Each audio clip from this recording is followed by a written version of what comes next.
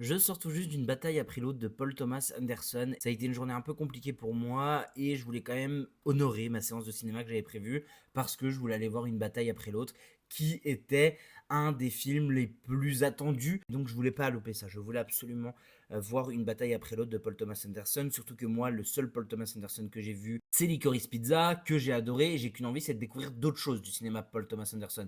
Mais ça, dès que j'ai terminé le marathon horreur, je me lance sur un marathon Paul Thomas Anderson pour regarder toute sa filmographie et être à jour sur Paul Thomas Anderson, ce que j'ai adoré. Le film est trop bien et le film est trop bien parce qu'en fait, on passe un moment excellent où on rencontre des personnages absolument géniaux. Moi, je sais que j'ai adoré le travail de DiCaprio dans le film. Ce que je trouve encore mieux, c'est comment sont gérés les différents styles, le drame, le thriller, même parfois la comédie, c'est parfaitement bien géré. Et en fait, on y croit, ça marche super bien.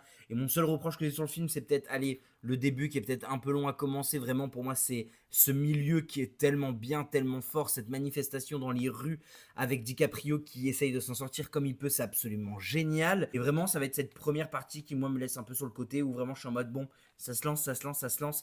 Et le dernier petit défaut que j'ai à donner, mais là, c'est très personnel, vu que j'ai passé une journée un peu compliquée, que c'est un peu compliqué en ce moment, j'ai pas ressenti le film comme j'ai ressenti par exemple un Babylone, avec ce genre de sensation finale où je suis en mode waouh. Et c'est vrai que personnellement, au niveau des émotions, c'est pas le truc qui m'a bloqué sur la chaise et qui m'a fait waouh, comme Babylone ou Oppenheimer a pu me le faire. Et j'avais vu un message de Arthur, Arthur de réaliser son trucage, qui avait dit comme quoi il faudrait analyser tout ce cinéma post-Covid avec Eddington, avec une bataille après l'autre, et avec Bogonia qui arrive très prochainement de Yorgos Lantimos. Et c'est marrant parce que pour avoir vu Eddington, wow, c'est un film qu'on peut que comparer. C'est ce que Eddington essaye de faire, mais en mille fois mieux. Tout est parfait dans une bataille après l'autre, là où Eddington pêche un peu sur plein de choses.